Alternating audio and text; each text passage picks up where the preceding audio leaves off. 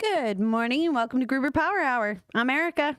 I'm Pete Gruber. We are going to talk about the pain points for IT managers and data center evolution. But before we get there, Yeah. I was talking to Erica before the show, and we were talking about marketing and tossing ideas around. And before I came on the show, I went over to our production group, Production Group, Yep. and we have product that we make like this. And there was a whole palette of these single rack space cable managers. And I looked at the boxes and I said, man, these are beautiful. We got color labels on the outside. And the account manager that sold these was standing there. And I said, let's take a look inside. This is such a cool product. So we open it up, and inside we have a lifetime warranty statement that goes with every panel. Then we've got a hardware kit so that the installers can put these onto racks and cabinets. And then we have the product. So I said, let's take a look at the product. This is pretty cool stuff. What I'm unraveling here is a 1U or single rack space cable management panel. And what this does is it mounts in a 19-inch rack or a cabinet. And above and below it will be servers and routers, switches. And this is the tray that holds the cables that migrate between all those devices. And the first thing I did was I looked at it and I said, where's our brand? What's going on here, right? Looks like you got it from Amazon right now. I said, John, where are these going? He said, oh, these are going into Google data centers in Europe. And there are thousands of them there already. And I said, why aren't we putting our brand on there? He says, well, we do. Look. And he points to the back. And look what we've got in the back there. We've got a little Gruber Where nobody label. can see it. So I said, well, why isn't it on the front along with HP, Cisco, Dell, IBM, all the other, NVIDIA, all the top brand names, right? He said, well, we had decided that we want the installers to be able to see our brand. I said, well, how can they see that? Exactly. The installers are going to install this from the front with this hardware kit. So why don't we put it on the front for both the customers and the installers? Bada boom. So I really, really felt like We need to talk Steve about Jobs, going around and throwing grenades into processes because he's unhappy with the quality of the product or the process. that. Yeah. And, in all fairness to the people that were putting this together, they were the production workers. Yeah. They weren't They're marketing not marketing. people. No, they weren't people that are thinking the big picture, kind of like they walk up to the guys that are building a church. They ask one guy, what are you doing? He says, I'm laying bricks. The other one says, I'm building a church. Right. There's a huge difference in, in that concept. Right. So anyway, we've got it straightened out now. The brand, the Gruber brand, is going to go on the front of the panel. And unfortunately, we've already got thousands of them out there in this particular style that went to Google without that. But now we know. But now we know, yes. Yeah, definitely. I have a similar story to marketing that I was talking about is like, I was very young. And when I look at marketing, advertising, sales in general, I mean, sales is completely necessary. Marketing, advertising, and an online presence, it's all 100% necessary in the business world today. To be recognized, to understand your audience, to have feedback from your customers, to just have a platform for them to interact with you is extremely important nowadays. I mean, they look for brands and companies when they're buying that have that presence. It's important to them. So when I was around, I don't know, this was like 1999, 2000, something like that. My family did pig farming, and they also did, a bed and breakfast and things like that. And in Hawaii. Right? Yeah. And in Vegas for the bed and breakfast. But anyway, they were having a hard time really getting more sales, and they were on the verge of bankruptcy, realistically. And I went to a place that I saw had constant traffic, just constant. And I wanted to know what set them apart from all the others. I mean, Hilton, Marriott, all of that. The name of this company was Gaylord. And they're still on the islands today in Princeville, which is one of the most high class, like northern parts of Kauai, and all the wealthy kind of go there. Mm-hmm. So I went up and I asked for the general manager, and I talked to the general manager, and they told me, that they were actually looking to increase their foot traffic. And I ended up not just getting advice, but making a sale at 11, 12 years old. And now my mother and family at that time, they then became the sole provider for that and service. And then what was the product that I found that fascinating? German swine. Pigs. Yeah. Pigs. Yep. We sell pigs. And so it was hard at that time, early on. There wasn't that many breeders, and there wasn't that much going on in the Kauai Islands and in the islands in general. There was Maui, there was Honolulu, there was key target places that people considered to be Hawaii or the Hawaiian spirit, and the tourists would go there. But Kauai is more of a local style. They have a lot more local than they do tourists, but the tourists needed to pick up. The tourist activity needed to pick up so businesses could thrive and earn customer basis. And then came, the internet. Mm-hmm. It became more prominent. It became more necessary. And after I made that sale, then it just kind of dominoed from that point.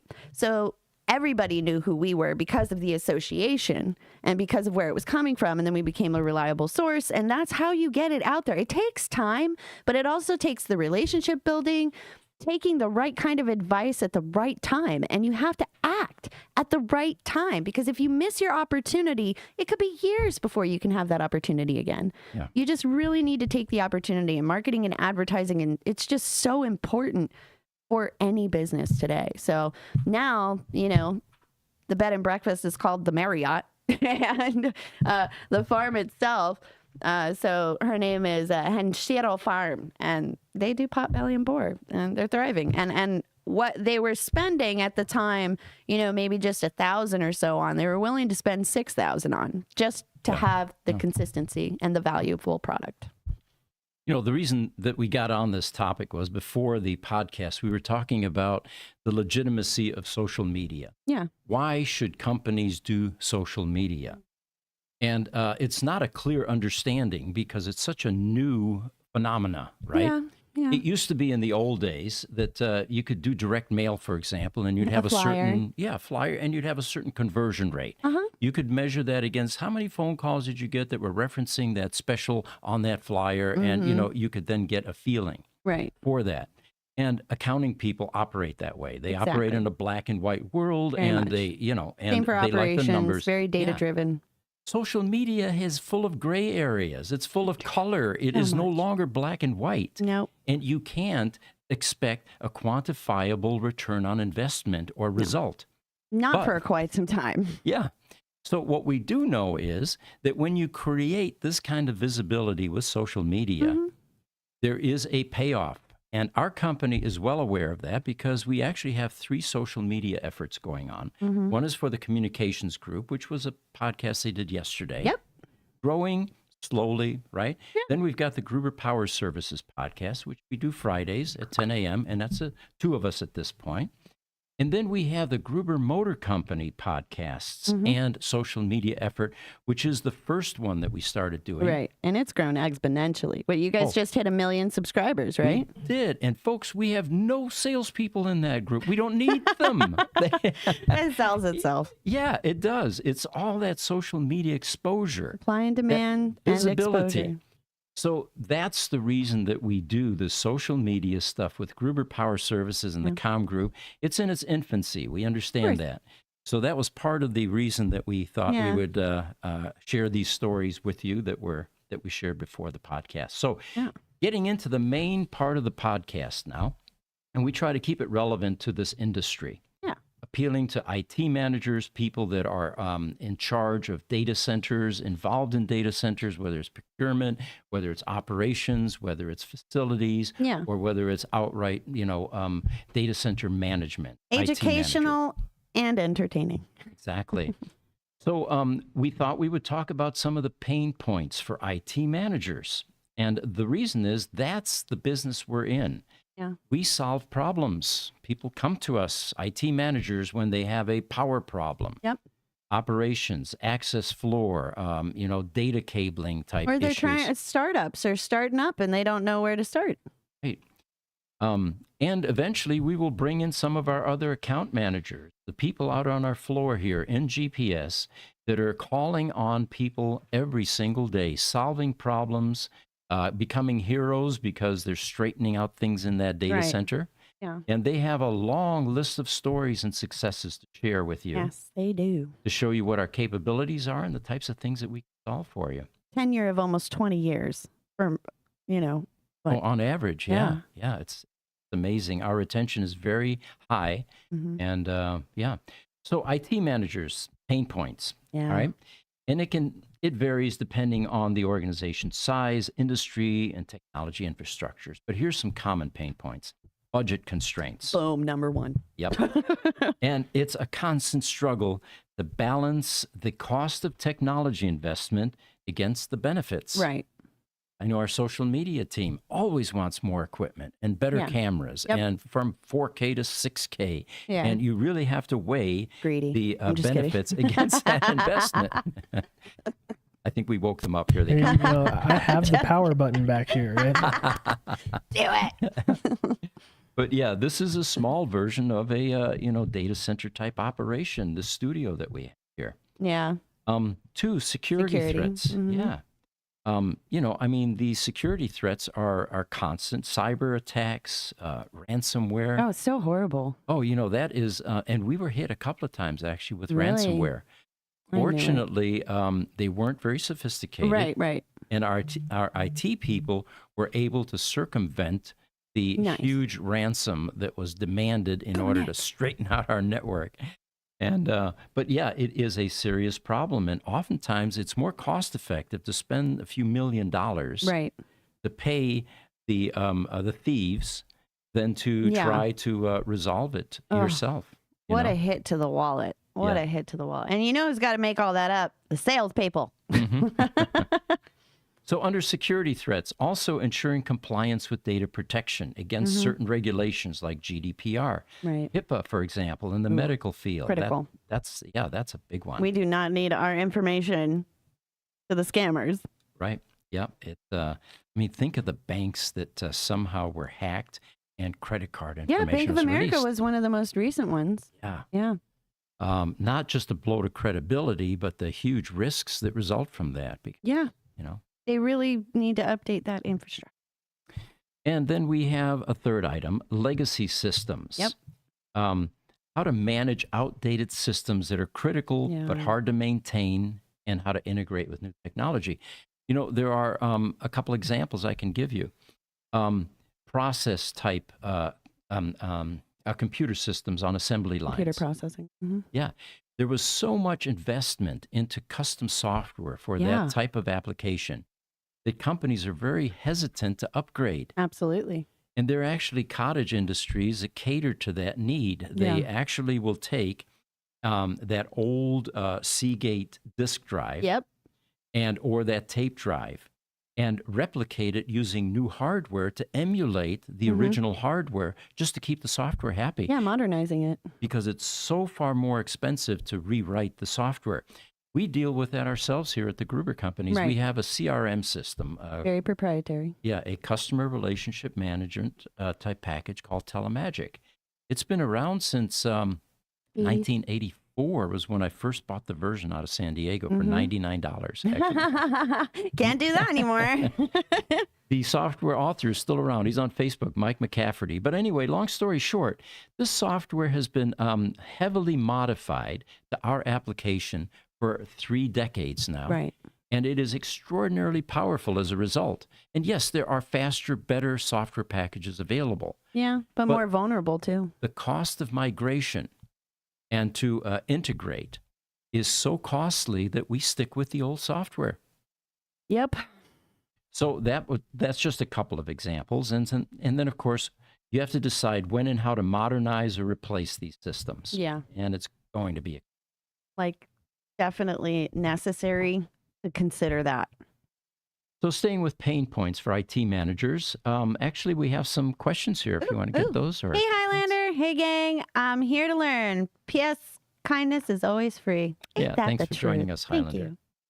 you. So skills gaps in staffing. Well, Yep. there's a difficulty in finding and retaining skilled IT professionals. They're very much in demand, especially in the age of AI And and Netflix. data center explosion. Yeah, yeah. In niche areas like cybersecurity, cloud computing, and then keeping the staff trained on the latest technologies and methodologies because the landscape changes so rapidly. So quick. Their skills become obsolete fairly Yeah. quickly. And they have so much AI driven information that it's almost like they don't have to necessarily have skills, just understand programs. And then as companies grow, user support. Yep. The managing end user expectations regarding IT services and response times. Mhm. Our IT people run into that all the time. People have unrealistic expectations at times about how fast their system can get repaired because Seriously. they have to go in queue. There are other people Yeah. and or other systems that are being serviced at the time. But it's my equipment and I want it now. Yep. Vendor management. All right, now here's where we come in. Gruber Yeah. Power Services. Yep. Dealing with multiple vendors for different IT solutions. Yes. It's so complex. Well, classic example is if no data center environment has monolithic critical power brands. Yeah. They are usually purchased based on size, vendor preference. That IT manager in one location may like APC, another Yeah. one likes Vertiv, another one likes Liebert. PowerWare, Liebert, yeah. So you end up with a variety of different brands. And oftentimes, you have to bring in all these different vendors for preventive maintenance. Right. So you have the risk of elevated downtime because Yep. every time you do any kind of maintenance on a piece of critical power equipment, the risk for dropping the load occurs. They have to go inside, they have to clean, they have to check Yep. battery voltages, and And then trying to coordinate all these different vendors to come out at one time to mitigate that. Rich, typically doesn't happen. They No. end up coming in at different times, Yep. so you have elevated risk every time you get Every another vendor. time.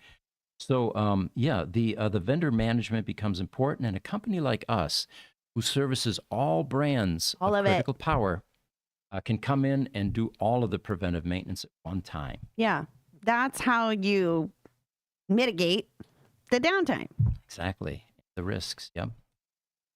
Change management. They talk about implementing new technologies or processes without causing disruption. Mhm. And then, of course, you end up with The resistance to resistance. change from users and other departments. Absolutely. And I feel the pain because every time IT comes to me and said, Pete, you can no longer use front page now. You're going to have to learn Dreamweaver Yeah. because front page is now obsolete. It's being replaced. It's gotten so bad that I actually had them build me a server that keeps the old version of front page running. I need The this. software guys are shaking their heads. Let me clarify that too. It's not only the software that's old. The reason we have to have a virtual machine for you is because it doesn't even work on the newest version of Windows. So it has to Oh be my it has to be an old Windows operating system too. And then what finally put the kibosh on this front page experience with me was the emails we now send out are going to be flagged as spam Yep. because this old software Yep. is recognized as, or has been recognized as spamware. Oh, But Highlander said something. In the world of manufacturing maintenance, which is how I make my living, I presume, I constantly have to learn, and I enjoy that. Why I'm here. Well, support you folks. Thank you, Highlander. We Yeah. always appreciate your support. You better come back down here soon. We want to bring you in the studio. Come on, absolutely, yeah. You got to make a trip to Phoenix one of these bring days. your buddies. For you, it'll be like going to Mecca. Yeah. And thanks for all your support, as always. All right, so we're talking about resistance to change. Yep. Yes, I'm a proponent of that, and it makes it frustrating for the IT. You'll have like a new manager just for smaller companies who understand this. You have a new manager come in and they want to like change the whole structure of how you've been doing things for 15 years. You just look at them like, why? Why are you doing this to me right now? And then other pain points, system downtime. Well, there are times when a system does have to go down. And then managing that downtime to be as infrequent as possible and as short as possible. ensuring that the critical systems will be available to the user at all times. But to expect the failures. Yeah. And then finally, compliance and audits. Keeping up with the Kardashians. Yeah, regulatory changes and ensuring compliance across all IT operations. Yeah. With the facilities-based issues, Gruber Power Services can help tremendously. Absolutely. And that's one of the reasons that I don't see, when I speak to people and they ask me what sets us apart from the other vendors that are calling them, because they're inundated with marketing and sales calls, every business these days, especially during a slow time of year. We feel you guys, you IT managers that are trying to fix something, and then you get this stupid sales call and you're like, oh, I'm over this. So I get it, but it's expected and it's necessary to have the conversations of what sets us apart, because we really have been here for a very long time, decades, and we have the information, we have the skills, we have the structure, we have the right foundation that's necessary for a true partnership, not just a vendor relationship. You can have that with anyone, but a true partnership. That's the goal of our company, is to keep you going and obviously keep us going. But the price is, it outweighs the outcome. So we keep it cost efficient. So the next portion of our podcast deals with the rise and expansion in data centers. And it is expected to see a significant increase in demand, which is driven by the growth of AI and other data-intensive technologies. So there's a surge that is already going on in data center construction. There will also be a strong emphasis on utilizing renewable energy resources like solar and wind power to reduce the environmental impact of these data centers. Highlander says, that's why I own an XP laptop. Man, you still have one of those. Oh my gosh. Old school. Yeah. Good for you.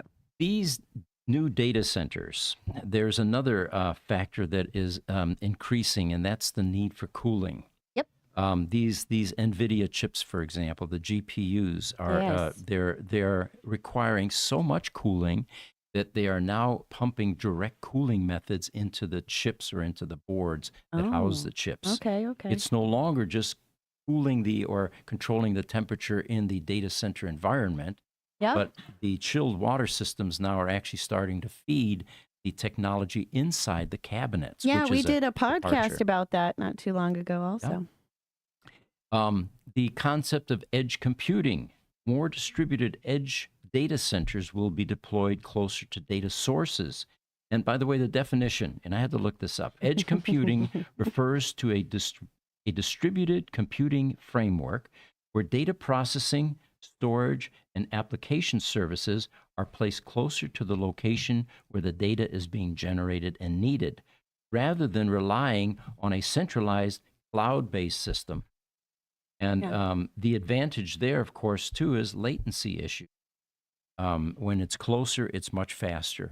You're not sending it over, the airways with Wi-Fi or through fiber. So we've got more people chiming in. Hi, Power Double. I think I said that right. He's from Instagram, yes. Hi, Instagram. Now, they say that AI-driven operations in data centers are going to play a significant role in managing data center operations. So again, we're always looking for, where are the robots going to take our jobs? This is another area. It's going to cross over into things like automated maintenance. Oh, can you imagine that? Well, the technology is already there. But, why have a human go over to a screen and take readings to dissect what's going on? When it can automatically do it. Yeah, you don't even have to have the screen, because the robots don't need eyes to see. They're able to tune right into the technology. I need to build a modem into my head. Yeah. And then there's predictive analysis that comes out of this as well. Yeah, and this is where AI shines. Yes. Humans can do this longhand, and to me, it's reminiscent of doing longhand math versus using a calculator. Yeah, I like the calculator. Yes, and we are cyborgs. They are augmentations. It started in the last century. We tend not to think about how much our world has shifted to humans becoming cyborgs. Yeah, absolutely. We rely on technology. Well, you see it in your teenagers, for God's sakes. You take their phone away and their life ends, you know, and it's like, ah, they're like falling and crippling to the ground. It's the same idea. I mean, I don't think we're going to go backwards from this. Oh, no. And then predictably, things like using your fingers to learn to type, the absurdity No, of they're that, going to just put your glasses on and read your mind. or talk to the machines. Yeah. I mean, that speech to text has been around for God, forever. Mavis Beacon used to be a computer program that taught you how to type. Yeah. And Yeah. it was like this chameleon on the screen, and you had to type the letter and it would eat the letter. Yeah. And some of us have never learned to type fast. I No. have to actually look at the keys in order to type. I never broke myself of that, but I was better than our old CFO who had the two-finger and method peck. of yes. It was painful watching him type anything for me. That is very true. Oh my gosh. I remember that. Yeah. So here's another thing that is putting pressure on data centers and the expansion of and the sophistication of these types of operations. Hybrid computing, they call it. Integration of classical computing, which is what we're used to, and quantum computing systems within data centers will open up whole new possibilities for solving complex problems. Every time I hear quantum, I just think of Quantum Leap. Mm-hmm. It Yeah, was so futuristic it for is. its time. It's an appropriate phrase, you bet. They say that as data becomes more sensitive, data centers will also need to implement robust security measures to protect against cyber threats. Yeah. I mean, you know, cyber threats are being used in warfare now. I was just reading this morning that Ukraine has attacked Russian banks with cyber attacks. Getting And, crazy. Yes, weapons, they are weaponizing software. Yeah.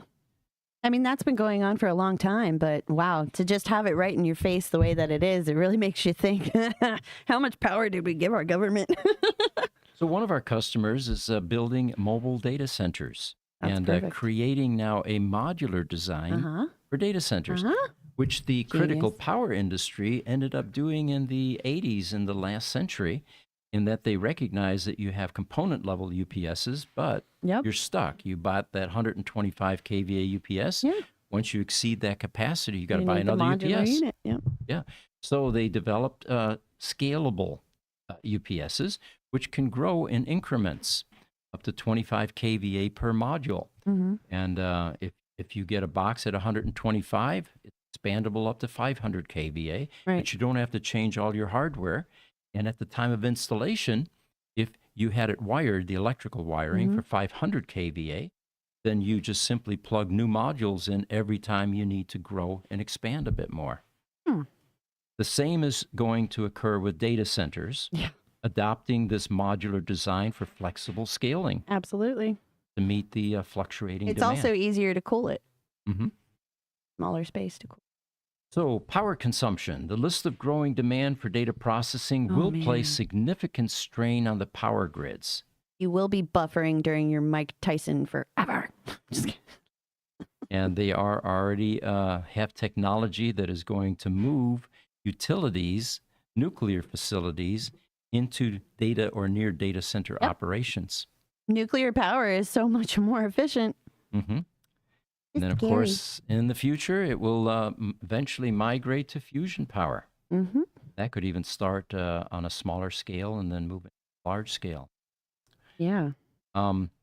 They talk about cooling requirements. That's always going to be there. And of course, now with the chips running much hotter because they're doing so much more computing, cooling is starting to move into the cabinets.